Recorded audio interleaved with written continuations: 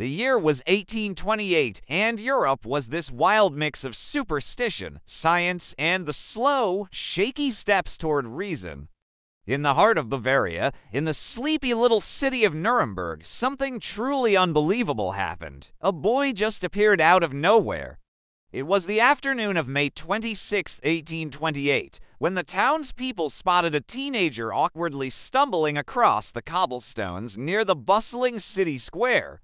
Picture this. He was barefoot, dressed in these ragged clothes, moving like someone who had never quite figured out how to walk, all stiff and mechanical. His hair was a tangled mess, his skin as pale as parchment, and his eyes, they were wide open, filled with pure confusion, like he had just stepped out of a dream. In his hands, he clutched to things, a letter sealed in wax, and this strange, childlike wonder in his expression, as if he was seeing the world for the very first time. Can you imagine that? When the townspeople approached him, the boy could barely muster a word.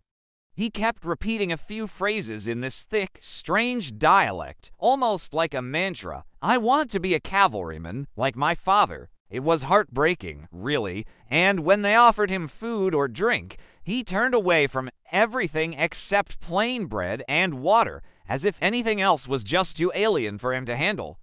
So they decided to take him to the police station. The letter he clutched tightly was addressed simply to the captain of the 4th Squadron of the 6th Cavalry Regiment in Nuremberg. It claimed the boy's name was Kaspar Hauser, stating he had been left in the care of a poor laborer as a baby, raised in complete isolation. The writer insisted that Kaspar should be trained to become a soldier, but the details were sketchy at best, and the signature totally unreadable. Can you imagine the confusion and curiosity swirling around that little letter? It was just the beginning of a truly bizarre story. The letter raised more questions than answers. The handwriting looked shaky, deliberate, as though someone was disguising their style. A second note, allegedly written by the man who raised Kaspar, claimed he had never allowed the boy to leave the house, that Kaspar had never set foot outside or met another soul. He had been taught only to write his name and repeat a few phrases. At first, the authorities thought the boy was mentally ill or an orphan abandoned by traveling gypsies. But when they tried to interrogate him, he wept, trembled, and covered his ears at loud noises. His skin was almost translucent from lack of sunlight. He knew nothing about the world, not food, not animals, not even his own reflection. It was as if he had spent his entire life underground. And when questioned about his past, Kaspar's fragmented story began to form. He said he had lived in a small, dark cell. No windows, just a bed of straw and a few wooden toys. A man had brought him food and water every day, always in the dark, never showing his face. He'd learned to write his name by tracing the letters carved into the wall. One day, that mysterious man finally decided it was time to show Kaspar the world. He gave him some clothes and taught him a few simple sentences, and just like that, they stepped outside. The next thing Kaspar knew, he was standing on that road to Nuremberg, clutching that letter like it was a lifeline. The whole city was buzzing with excitement. People flocked to see this boy, dubbing him the child of Europe. Doctors were fascinated. Theologians debated his origins, and newspapers couldn't get enough of this enigmatic figure who seemed to pop out of thin air. It was like a scene straight out of a storybook, right? Before long, Kaspar became a ward of the city, living with Friedrich Daumer, a local school teacher and philosopher. Under Daumer's guidance, he started to absorb knowledge like a sponge, learning to read, write, and even play the piano. But as he began to blossom, strange occurrences started to unfold, leaving everyone around him wondering what was really going on. At night, Kaspar would wake up screaming, claiming he saw the man from the cellar watching him. Once, he was found bleeding from a wound on his forehead, whispering that a masked figure had attacked him in his room with a club. The authorities searched, but no intruder was found.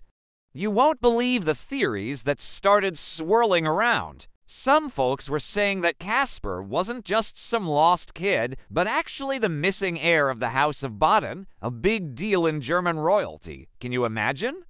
Decades back, a legitimate infant prince had supposedly died in his crib, but whispers hinted he was secretly whisked away to avoid a scandal. And now here he was, popping back into the world like a plot twist in a wild story. What a ride, right? The resemblance was downright eerie. I mean, his age matched perfectly, and those features spot on.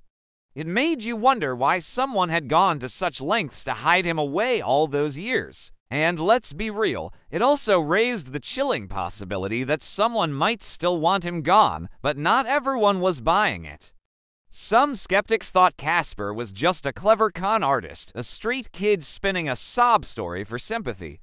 Yet no one could really explain his bizarre physical condition. How bright light seemed to stab at his eyes, how his senses were so heightened, or why his body reacted like someone who had been cut off from normal human interaction for far too long. By 1833, Kaspar's fame was spreading like wildfire across Europe. Nobles and scholars flocked to him, drawn in by his odd behavior and mysterious past. But let me tell you, all that attention was a double-edged sword. Misfortune seemed to follow him everywhere. Think letters threatening his life and shadowy figures lurking just outside his lodgings. It was like a scene from a thriller, and then it happened. On December 14, 1833, Kaspar stumbled home, clutching his chest, looking so pale and gasping for air like he'd just run a marathon.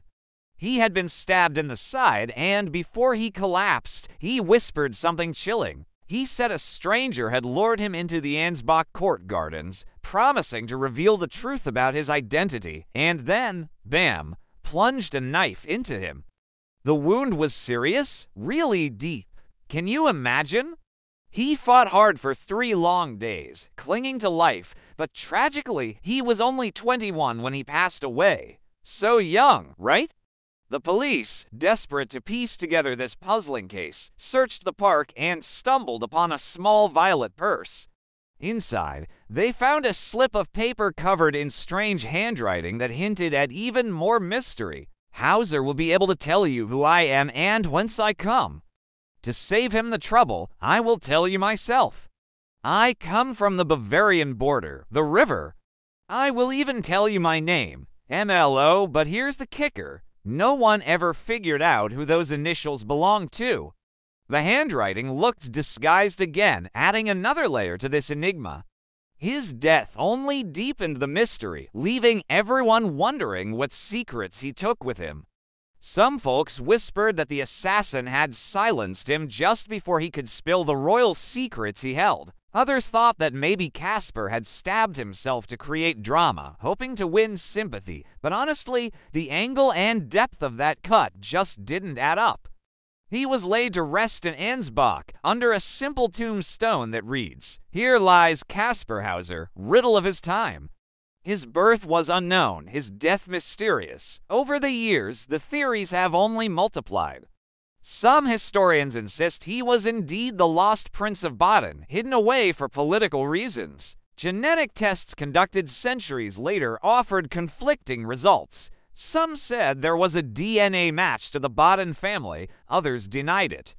Then there's the darker possibility that Kaspar wasn't a prince or a fraud, but something else entirely, a victim of some experiment raised in isolation by unknown hands. His sensitivity to light, his limited vocabulary, his almost animal-like instincts, too consistent to be faked.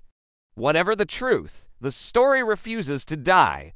His wax figure still stands in the Nuremberg Museum, staring blankly with those same haunted eyes. His letters are kept in archives, studied by linguists who still can't agree whether he was educated or self-taught. And locals still visit his grave, leaving flowers and notes that simply say, "Who were you, Kaspar?" Every so often, someone claims to have found a new clue, an old diary, a birth record, a cipher in one of the letters. But like the man himself, the evidence fades under the weight of time. All that remains is the image of a boy emerging from the shadows, blinking in the light for the first time, holding a letter to no one, speaking words that made no sense, carrying the ghosts of a life that might never be understood. Whatever he was, a prince, a prisoner, or a pawn, Kaspar Hauser's life ended the way it began, surrounded by silence, secrets, and the uneasy feeling that some mysteries aren't meant to be solved.